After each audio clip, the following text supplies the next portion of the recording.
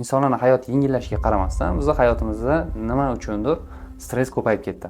Menda qon bosimi aniqlandi. Xo'p, asoratlari yomon ekan. Nega menda qon bosimi oshdi degan savol sizni o'ylantirishi mumkin. Men endi sizga javob berishga harakat qilaman.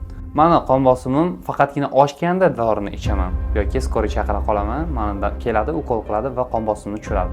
Bular albatta noto'g'ri, chunki qon bosimingiz oshganini siz birinchidan sezmasligingiz mumkin.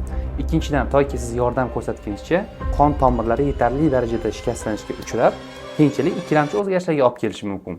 Assalomu alaykum barchaga. Mening ismim doktor Jamshid. Ushbu videoda men sizlarga xalq orasida davleniya deb tarqalgan gipertoniya kasalligi to'g'risida bir qancha muhim ma'lumotlarni berib o'taman. Birinchi videoni men sizlarga gipertoniya o'zi nimaligi to'g'risida gapirishdan boshlamoqchiman. Gipertoniya bu qon bosimini qon tomirlari ichida haddan tashqari yuqori bo'lib ketishi. Va agar buni son ko'rsatkichida aytadigan bo'lsak, 140 ga 90 mm simon ustunidan yuqori bo'lishiga aytiladi. Va buni o'lchash uchun tegishli shart-sharoitlar bo'lishi kerak. Bu to'g'risida boshqa videolarda men ma'lumot berib o'tganman. Albatta profilga o'tib, o'sha videolarni ko'rishni tavsiya qilaman. Endi, mabodo sizda 140 ga 90 dan yuqori qon bosimi bo'lsa va siz turli xil odamlarning gaplariga eshitib, shularning tavsiyalariga amal qilayotgan bo'lsangiz, quyidagi ma'lumotlarni bilib qo'yish siz uchun foydali bo'ladi. Buni men cho'pchaklar deb atadim. Demak, birinchi cho'pchak, agar qon bosiming normal bo'lsa va seni qarindoshlaringda qon bosimi baland bo'lsa, bir kun kelib sen albatta qon bosimi, ya'ni gipertoniya kasalligiga uchraysan. Bu albatta noto'g'ri. Siz hayot tarzini o'zgartirish, o'z vaqtida tekshiruvlardan o'tish orqali davleniya kasalligiga duchor bo'lmasligingiz mumkin. Ikkinchidan, meni davleniyam 140 ga 90, saniki ham 140 ga 90 ekan. Menga hech narsa qilmadi, doktorga ham bormadim. Sen ham borma, hech qisi yo'q. Dori ichib yurasanmi? Bu ham albatta noto'g'ri ma'lumot hisoblanadi. Chunki yuqori qon bosimi ma'lum bir spetsifik belgilar, shikoyatlar bilan namoyon bo'lmaydi. Balki to'satdan qon tomirlarining yorilishi, yurak qon tomir kasalliklarining surunkali ravishda rivojlanib borishi kabi yomon asoratlarga olib keladi. Bular esa o'z navbatida hayot tarzini buzilishiga, hayot sifatini tushishiga va hatto o'limga ham olib kelishi mumkin. Keyingi tarqalgan miflardan biri bu men qon bosimim normal, shuning uchun endi dorini ichmasam ham bo'ladi. Ya'ni o'zboshimchalik bilan dorilarni atmen qilish.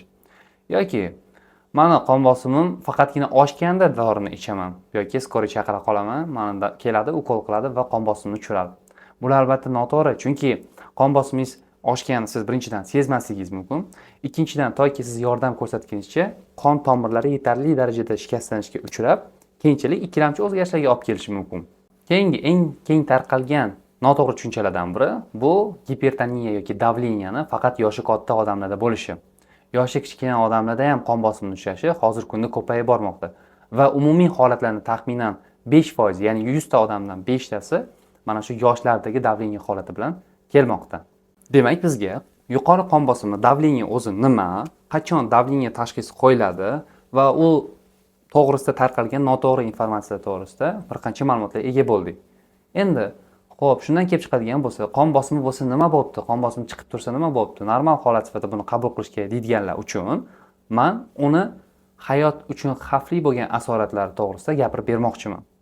Tasavvur qiling, qon tomirlari ichida oqib yursin. Xuddi suv turli xil shlanglarning ichida oqib yurgan kabi.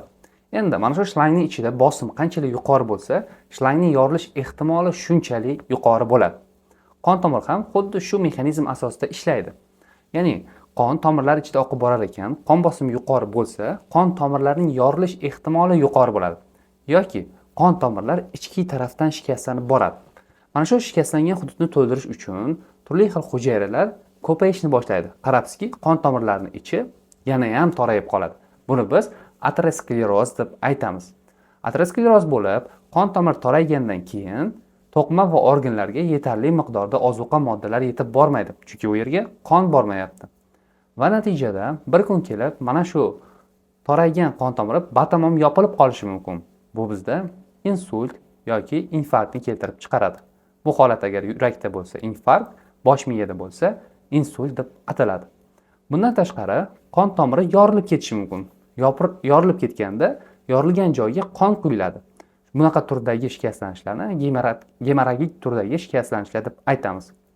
Uchinchidan, yurak qon tomir kasalliklari tizimli xarakter qabul qilishi mumkin. Ya'ni qo'l, oyoq tomirlari shikastlanishi mumkin Doimiy ravishda yuqori qon bosimi fonida ishlagan yurak charchashi mumkin. Bu yurak yetishmovchiligi belgilariga olib keladi. Oyoq shishi, hansirash, o'pkalarda suv to'planishi kabi shikoyatlar paydo bo'lishi mumkin. Buyraklarda qon yetib borishini kamayishi buyrak yetishmovchiligi belgilarini keltirib chiqaradi. Umid qilamanki, mana shu asoratlar to'g'risidagi ma'lumotlar sizga yuqori qon bosimi to'g'risida ma'lumotlarni chuqurroq o'rganish xohishini paydo qiladi. Va albatta siz o'zingizda yuqori qon bosimingizni yoki tanishlaringizni yuqori qon bosimi holatiga diqqatli bo'lishni talab qilib qolasiz. Chunki yuqori qon bosimini nazorat qilish zamonaviy metodlar yordamida oson va effektiv.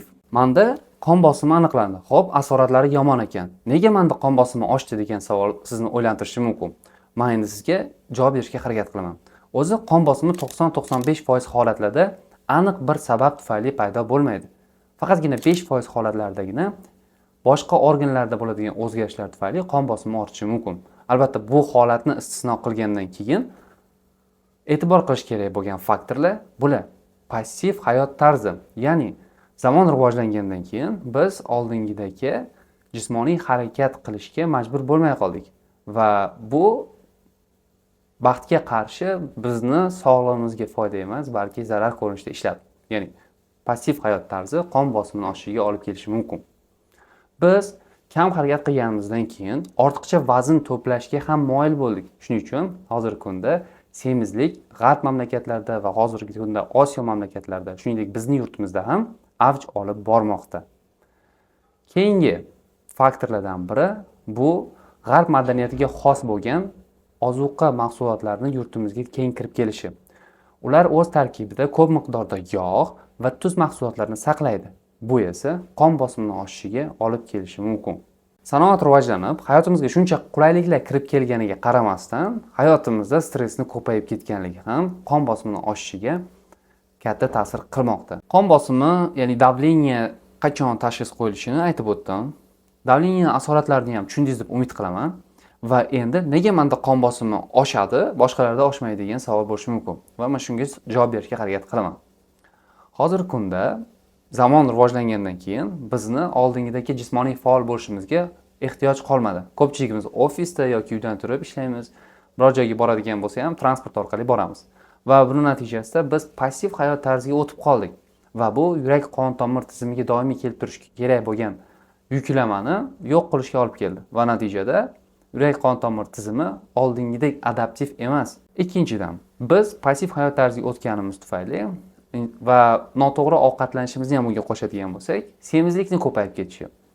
Yurtimizda afsuski keyingi yillarda semiz odamlar soni ko'payib bormoqda va semiz odamlar soni ortib borishi qon bosimi bilan og'riydigan odamlarning soni ortib borishi bilan teng ketmoqda. Bu degani semiz odamlarda qon bosimini yuqori bo'lishi katta ehtimoli bor deganim. Xo'p, uchinchidan, g'arb madaniyatiga xos bo'lgan tez tayyorlanadigan fast food mahsulotlarini kirib kelishi odamlarda qon bosimini oshishiga moyillikni ko'paytirib yubordi. Chunki ushbu ovqatlar tarkibida ko'p tuz va yog' mahsulotlari bo'ladi. Mana shu tuz qonga tushgandan keyin o'zi bilan suvni saqlab qoladi, qon hajmi ortadi va bosim yuqori bo'ladi. Keyingi muhim faktorlardan biri bu stressni ko'payib ketganligi. Shuncha qulayliklar kelishiga qaramasdan, insonlarning hayoti yengillashiga qaramasdan, bizning hayotimizda nima uchundir stress ko'payib ketdi. Mana shu faktorlar hammasi birga bo'lgan holatda qon bosimini oshishiga olib kelmoqda.